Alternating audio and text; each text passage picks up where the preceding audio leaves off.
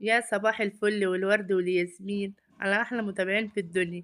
ازيكم يا حبايبي عاملين ايه؟ صباح الرضا والجمال والعسل، صباح المانجا، صباح السعادة والسكر الزيادة على أحلى متابعين في الدنيا. قبل ما نبدأ الكلام يا حبايبي تعالوا صلوا على النبي. صلوا على النبي يا حبايبي عليه الصلاة يا ترى انت والسلام. رايحة فين يا ام تغريد؟ قولي لنا كده رايحة فين؟ والله ما انا اللي رايحة، ده تغريد اللي هي واصحابها متفقين من امبارح، قالوا هنطلع خروجه قبل رمضان. قلت لها خلاص ماشي، هتروحوا فين؟ قالت رايحين المنصورة نقضي يوم انا واصحابي، وهنتغدى بره وهناكل ونقضي اليوم بره وكده. قلت لها خلاص ماشي طالما معاكي اصحابك خلاص. وده الطريق بقى وهي عمالة تصور لكم وهي ماشية. ما شاء الله دي باين المنصورة كانوا وصلوا، وده منظر الطريق وهي ماشية. ماشي يا حبايبي، دايما على طول قلنا نصلي على النبي ونذكر الله. صلوا على النبي يا حبايبي. كل سنة وانتم طيبين، ربنا يجعلها يا رب سنة سعيدة عليكم يا رب، وما تتحرموش من حد أبدا. غالي عليكم ويخلي لكم عيالكم وتفرحوا بيهم، اللهم آمين يا رب. دايما على طول قلنا نصلي على النبي ونذكر الله، وتترحمي على أمي وأبويا وموتانا أجمعين يا رب العالمين. طبعا يا حبايبي زمانكم كلكم علقتوا الزينة. قلت لكم قبل كده اللي علق الزينة يكتب لي في التعليقات ومحدش قال لي. ماشي يا حبايبي، والله العظيم رمضان دي يا ريته يبقى طول السنة كلها فرحة، والعيال في الشارع بيلعبوا صواريخ والدنيا هايصة. ربنا يا رب يجعلها سنة سعيدة عليكم يا رب، ما تتحرموش من حد أبدا، وكل 100 سنة وانتوا طيبين. كل دي وتغريد لسه ماشية في الطريق رايحة المنصورة. قالت هنقضي يوم ونتغدى، قلت لها خلاص يا ماما روحي ايه اعملي اللي انت عايزاه. ماشي يا حبايبي. ازيكم يا حبايب قلبي عاملين ايه؟ يا رب دايما تكونوا بخير. والله يا جماعة كنت انا واصحابي امبارح بنتكلم بالليل، فقالوا ايه رأيك يا تغريد نطلع خروجه قبل رمضان؟ قلت لهم تمام مفيش مشكلة. قالوا علشان طبعا مش هنعرف نطلع في رمضان وكده. فاتلميت انا واصحابي طبعا وقمنا طالعين رحنا المنصورة. ده بقى كنت انا بوريكم الطريق خطوة بخطوة كنت انا بعملها. ورحنا المنصورة ورحنا الكافيه، قعدنا شوية في الكافيه. وكان يوم جميل جدًا، وكان كلّه هزار وضحك، وكان يوم ربنا يا رب يخلّي لي صحابي يا رب وما اشوفش فيهم حاجة وحشة، يعني ربنا يخلّيهم لي يا رب وما يحرمني منهم أبدًا. والله يا جماعة ده بقى كنا داخلين الكافيه، ده كان مكان هناك في المشاية الجديدة، فكنا داخلين الكافيه كان مكان جميل، ده كانوا صحابي قاعدين صورينا يا تغريد صورينا. قُلت لهم حاضر هاصوركم بس مش هاجيب وشكم لإن أنا ما باطلعش بوشي. قالوا لي خلاص ماشي صورينا. فكنت باوريكم خطوة بخطوة. دي بقى كنا نازلين كده ايه من المشاية الجديدة، كان الكافيه هناك فكنا رايحين.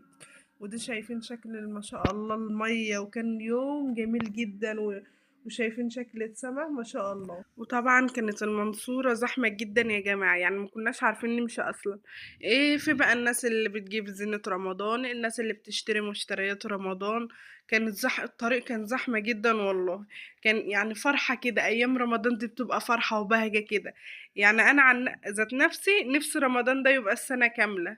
بنبقى فرحانين جدا ومبسوطين ونروح نصلي التراويح وكده. كل سنة وانتم طيبين يا حبايبي يا رب وكل سنة وانتم معانا ومنورين حياتنا دايما.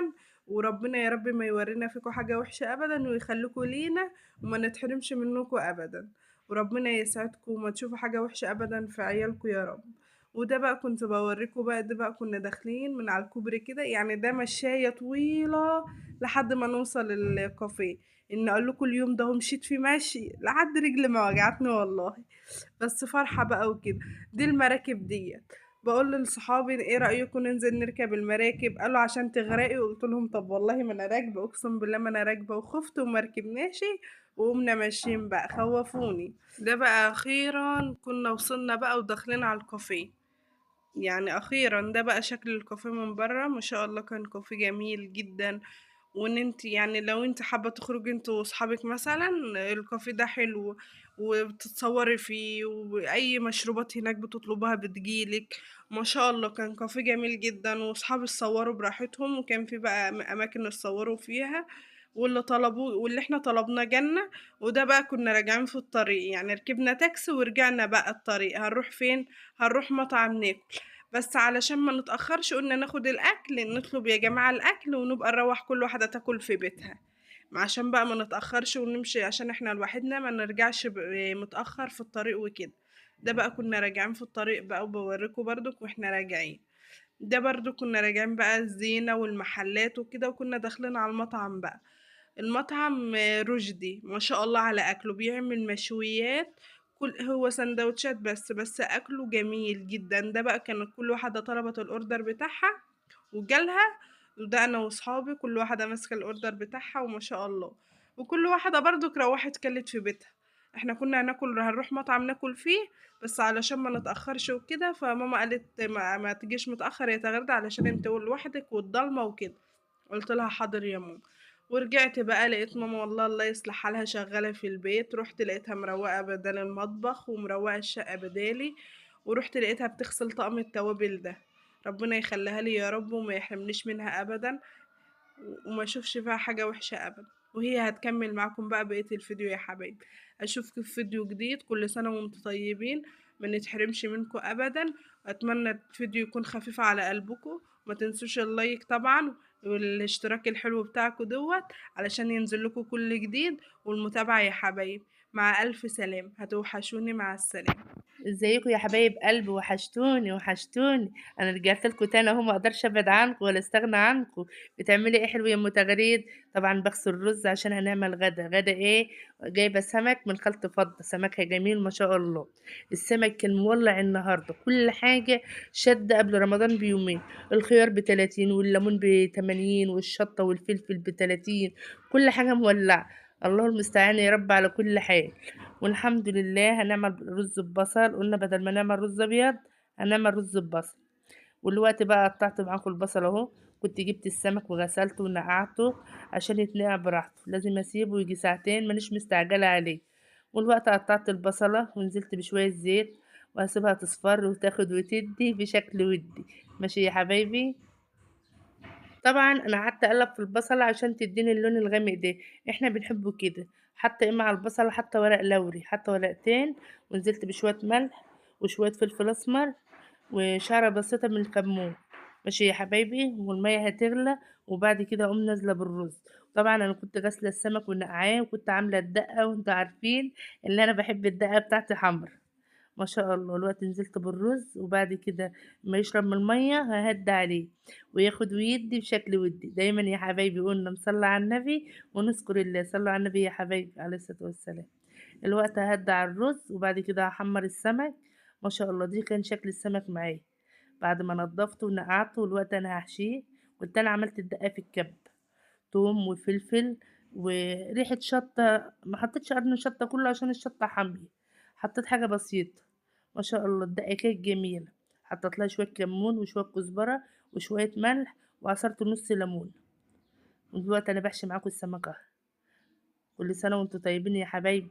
دايما على طول ما تنسوش اللايك والاشتراك والمتابعة عشان ينزل لك كل جديد. لو أول مرة بتشوفوني، دي يومياتي أنا وماما. ماشي يا حبايب قلبي. ودي شكل السمك بعد ما حشيته. ما شاء الله كانت سمكة جميلة، ظهريتها تخينة وجميلة ازاي. انا طبعا قلت لكم بقى قبل كده، انا اللي بشتري السمكة وانا اللي بنقيها سمكة سمكة. والله انا اللي بنقي السمك بتاعي سمكة سمكة. ما شاء الله. والوقت هحمره. شايفين بقى ولا عمالة انفضه من الدقيق.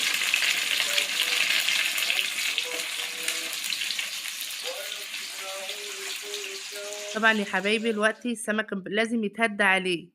السمكة كبيرة ولازم تتهدى عليها عشان تاخد وتدي بشكل ودي. ما شاء الله دي شكل الغدا بتاعنا، مخلل وخضار وسمك وسلطة. كفاية طبق السلطة لوحده. تعالوا يا حبايبي لو انتوا قريبين مني تعالوا اتغدوا معايا بألف هنا لكل اللي كل منه. ما شاء الله. ودي اللبن اللي انا مروباه عشان نعمل رقتين للسحور. ما شاء الله. الله اكبر. شايفين وش اللبن؟ ما شاء الله. بألف هنا يا رب لكل اللي كل منه. دايما على طول نصلي على النبي ونذكر الله. صلوا على النبي يا حبايبي عليه الصلاة والسلام. شلت وش اللبن، وطبعا عيالي بيحبوا اللبن الرايب. اديت تغريد معلقتين وايمن معلقتين، وقلنا نعمل رقتين عشان نسحر بيهم. كل سنة وانتم طيبين. الوقت حطيت يجي كيلو سمنة، هحط تاني سمنة. ونزلت يجيب كوبايتين زيت من نضيف، زيت اللي هو الشطرة ده. ما شاء الله. وكنت جايبة معايا 5 كيلو دي اللي هو الفينو. وكان عندي شوية دقيق من اللي هو الغلة اللي هو الدقيق العلام. وغسلت العجانة والوقت بدخل معاكم. ما شاء الله. قلنا بقى نعمل رواتين عشان السحور وكده. طبعا سلفتي كانت معايا وعمتي، ربنا يخليهم ليا يا رب ما تحرم منهم ابدا. والوقت انا بدخل معاكم الدقيق. ما شاء الله. شايفين يا حبايبي. قومي يلا اعملوا رواتين حلوين لعيالك عشان تسحروا بيهم. ماشي. كل سنة وانتم طيبين، وربنا يجعلها سنة سعيدة عليكم يا رب. والوقت بقى كده كنت دخلت الدقيق اللي معايا ورشيت شعرة ملح صغيرة كده وهقلبها، وبعد كده هنزل باللبن وافضل الت فيه لغاية اللبن كله ما يشرب من الدقيق.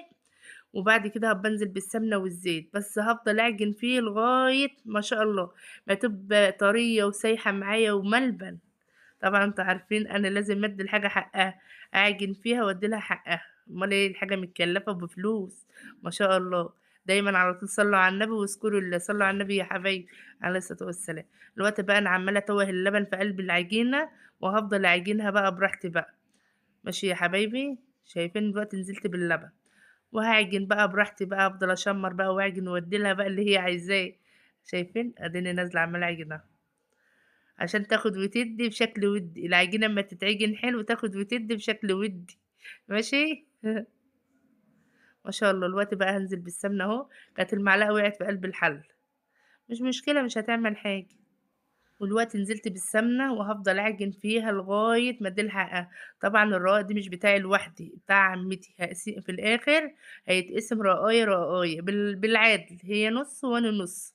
هي قالت طالما هتعملي رقاق اعملي لي معاكي، قلت لها خلاص ماشي. هي مش لايحة تعجن ولا لايحة تعمل حاجة، قالت لي اعملي لي معاكي رقاقتين ونقسمهم في الآخر زي ما هي حطت الدقيق أنا حطيت. وما شاء الله كانت طرية وسايحة معايا ازاي. هي قالت لي مش هاعجن، أنتِ اللي هتعجنيه، قُلت لها خلاص ماشي، أنا هاعجنه. والوقت ما شاء الله نزلت بقى نخلت الدقيق، والوقت بنقرّص معاكم ودي شكل التقريصة. بس إحنا أكتر الرقاق عملناه زي العيش كده على المكنة، قُلنا إيه أهو كده مدوّر هيتاكل وطويل هيتاكل، عملنا شوية كده وعملنا شوية كده. وما شاء الله دي سلفتي الكبيرة أم محمد قاعدة تقول قالت لي يالّا مش هاسيبِك هاعمل معاكِ، وإيد على إيد بتساعد، دي بيعمل حاجة ودي بيعمل حاجة، واللي بيقدر على حاجة بيعملها، وأدينا بنشجع بعض وبندعم بعض. قومي يا حبيبتي انت وهي شوفوا اللي وراكي اتشجعي معايا. انا عارفه والله ان انتوا كلكم ستات بيوت وشاطرين وبتخبزوا وبتعملوا رقاق وبتعملوا فطير وبتعملوا احسن حاجه، بس بنشجع بعض بندعم بعض. انتوا بتشوفوا مني حاجه تاخدي فكره، انا بشوف منك حاجه تاخدي فكره، ولا ايه رايك؟ دايما على طول قلنا نصلي على النبي ونذكر الله. الوقت انا بخبز تحت عند عمتي عشان الفرن بتاعي فوق الكوشه بايظه. نزلت اقول لها عايزه انزل اخبز، قالت لي انزلي. الوقت بقى أنا عملت الرقاق زي العيش، بس ما شاء الله كان رقاق جميل. قلنا نعمل شوية اللي هو المدور وشوية على المكن، قلنا خلاص ماشي. ايه رأيكم يا حبايبي في الرقاق بتاعي؟ ما شاء الله. الشقة صغيرة وحلوة ازاي، في اللي بيبطط مدور وفي اللي بيعمل على المكنة. اللي عايز ياكل من دي ياكل، واللي عايز ياكل من دي ياكل بألف هنا يا رب الكل اللي كل منه. والله العظيم كان نفسه جميل ما شاء الله. وفي الآخر لما خلصت خبيز قسمته والله بما يرضي الله، عشان ما اظلمهاش، لا هي تظلم ولا انا اتظلم. شايفين بقى انا قاعده قدام الفرن، قلت لكم قبل كده انا بحب اقعد قدام الفرن. لو تلاحظوا في اي حاجه تلاقوني انا على طول اللي بقعد قدام الفرن. في عيش بقعد قدام الفرن، في رقاق بقعد قدام الفرن، شويه السمك انا اللي بقعد قدام الفرن. شايفين ما شاء الله انا ماليه الفرن ازاي عشان اقول لكم انا شاطره قدام الفرن. ما شاء الله. شايفين هو الرقاق لازم يطلع نقطه نقطه كده، ما يتحمرش قوي. والوقت بقى كنت هديت الفرن عشان ما همش منهضين عليا، هديت الفرن وقلت اما انزل اقعد اعمل معاهم شويه عشان ينهضوا عليا. ما شاء الله اللي هو الرقاق بيطلع نقطه نقطه ولازم الفرن يكون مليان على طول. قلت لهم اتخروا بقى وانا جاي اعمل معاكم شويه.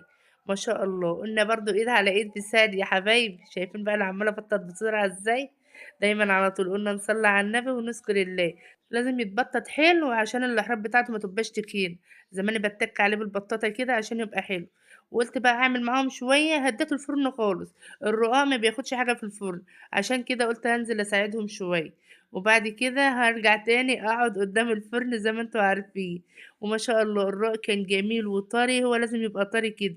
ما شاء الله دي كان شكل الرقاق معايا. لو اول مره بتشوفوني يا حبيبتي دي يومياتي انا وماما. اشوفكم في فيديو جديد، هتوحشوني. مع السلامه. مع الف سلامه.